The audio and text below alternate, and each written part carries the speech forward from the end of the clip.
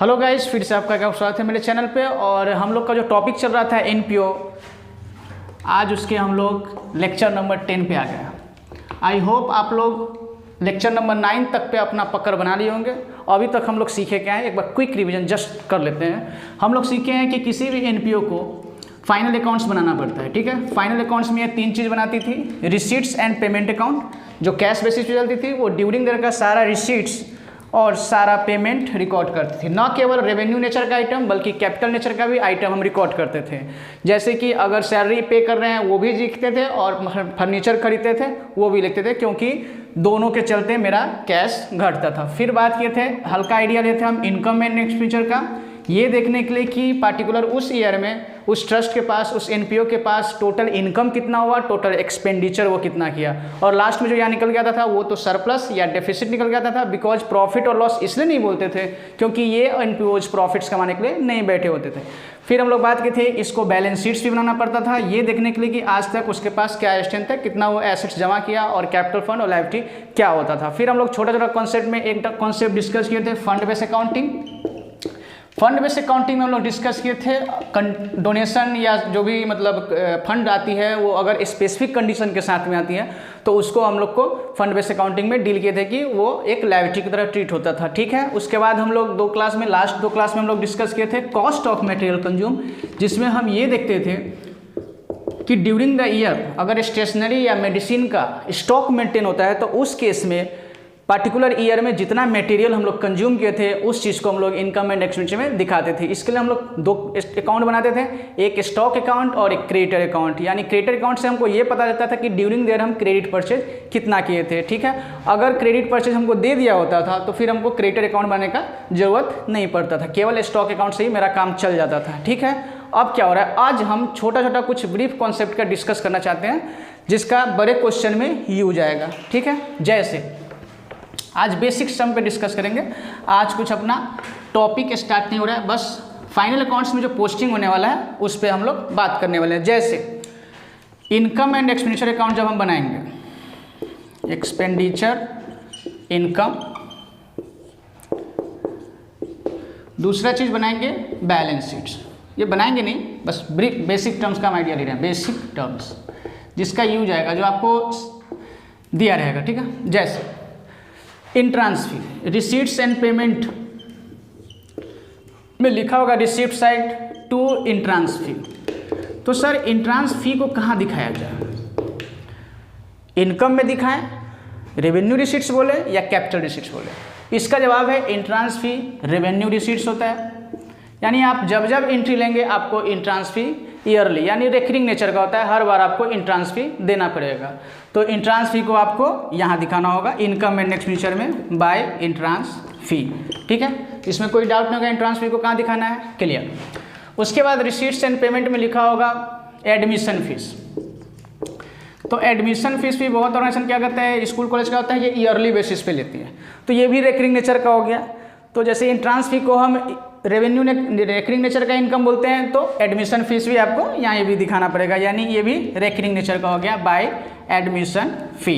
ठीक है, इंट्रांस फी और एडमिशन फीस अगर रिसीट्स एंड पेमेंट अकाउंट में दिया होगा तो फाइनल अकाउंट्स में आपको कहाँ दिखाना है। आई होप ये क्लियर हो गया होगा। ठीक है, चलिए देखते हैं आगे कुछ और कंसेप्ट। रिसीट्स एंड पेमेंट में लिखा होगा आपको ग्रांट, गवर्नमेंट ग्रांट। अब लास्ट क्लास में हम लोग डिस्कस किए थे इस चीज़ को स्टार्टिंग में ही कि चूंकि हम सामाजिक कार्यों में लीन होते हैं तो गवर्नमेंट की तरफ से भी ग्रांट आती है या फाइनेंशियल इंस्टीट्यूशन की तरफ से भी ग्रांट आती है। तो सर इस ग्रांट को कहाँ रिकॉर्ड किया जाए, यहाँ 2 कंडीशन आ जाती है। अगर ग्रांट के साथ में कोई कंडीशन लगा दिया, से मान लीजिए यहाँ लिख दिया गया ब्रैकेट में पोलियो, तो इसका मतलब है कि गवर्नमेंट आपको जो ग्रांट प्रोवाइड किया है उसको आपको पोलियो पर्पस में खर्च करना पड़ेगा। ठीक है, तो जैसे इस ग्रांट के साथ एक कंडीशन लग गया, ये स्पेसिफिक नेचर का हो गया, यानी इसको फंड बेस्ड अकाउंटिंग कॉन्सेप्ट पे डिस्कस करके इस गवर्नमेंट ग्रांट को हमको यहाँ लायबिलिटी साइड में दिखाना पड़ेगा। और ठीक अगर एक्सपेंस करेंगे पोलियो से रिलेटेड तो मेरा लायबिलिटी डिक्रीज करेगा। ठीक है, तो क्या सीखे थे लास्ट मतलब स्टार्टिंग में हम लोग डिस्कस किए थे कि फंड मेरे पास 2 टाइप से आता है, एक रेस्ट्रिक्टेड और एक अनरिस्ट्रिक्टेड। अगर अनरिस्ट्रिक्टेड है तो कोई दिक्कत ही नहीं, हम इनकम दिखा के उसको छोड़ देंगे, लेकिन अगर स्पेसिफिक कंडीशन है तो हमको लायबिलिटी साइड में दिखाना पड़ेगा बैलेंस शीट्स के। ठीक है, गवर्नमेंट ग्रांट में अब कोई दिक्कत नहीं होगा। ठीक है, सर और किसका स्कैम, जैसे आगे आपका लेगेसी। लेगेसी भी एक तरह का डोनेशन है। जैसे कोई पर्सन है, से राम भी जाता है कि वो डोनेशन देना चाहता है, लेकिन वो अभी नहीं देना चाहता है, वो विल के थ्रू देना चाहता है। वो बोलेगा जैसे मेरे मरने के बाद डिसीज, यानी मेरे मरने के बाद जो मेरे अकाउंट में 10 लाख रुपया है वो स्पोर्ट्स क्लब को दे दिया जाए। तो ठीक वैसे ही लेगेसी में चाहे तो राम कंडीशन लगा सकते हैं, चाहे तो कंडीशन नहीं लगा सकते हैं। अगर राम जी कंडीशन लगा दिए, बोल दिए कि इसे बिल्डिंग, तो फिर ये स्पेसिफिक नेचर का हो गया। इस लेगेसी को हमको फिर कैपिटल रिसीट की तरह लायबिलिटी में दिखाना पड़ेगा लेगेसी। कोई दिक्कत नहीं है, लेगेसी समझ में आ गया। और केवल लेगेसी लिखा हुआ है तो आप इसको रेवेन्यू रिसीट साइड यानी इनकम भी दिखा सकते हैं या लायबिलिटी साइड दिखा सकते हैं। अपना नोट डाल दिया कि हम इसको रेवेन्यू रिसीट्स माने हैं, ठीक है। उसके बाद क्या हो सकता है, life membership fees. Life membership कोई भी पर्सन एक ही बार देगा, यानी कहीं हम जाते हैं ईयरली या मंथली हमको देना होता है, तो मेरे पास ऑप्शन आ जाता है उस क्लब की तरफ से कि अगर आप लाइफ मेंबरशिप लेना चाहते हैं तो आप ले सकते हैं। अब वो लाइफ मेंबरशिप उस पर्सन से ड्यूरिंग द ईयर एक ही बार लिया जाएगा और वो पूरे जीवन भर उस सर्विस का यूटिलाइज करेगा, यानी ये रेकरिंग नेचर का नहीं होगा।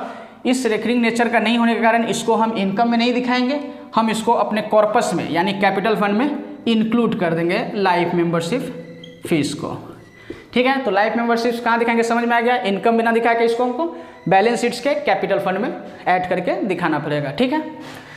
और क्या हो सकता है sir, receipts and payment account में हो सकता है सेल ऑफ न्यूज़पेपर। तो सर न्यूज़पेपर अगर खरीदते हैं तो वो एक्सपेंडिचर साइड में दिखाते हैं, तो वैसे ही अगर हम न्यूज़पेपर को बेच के पैसा आ रहा है तो उसको इनकम साइड में दिखाएंगे।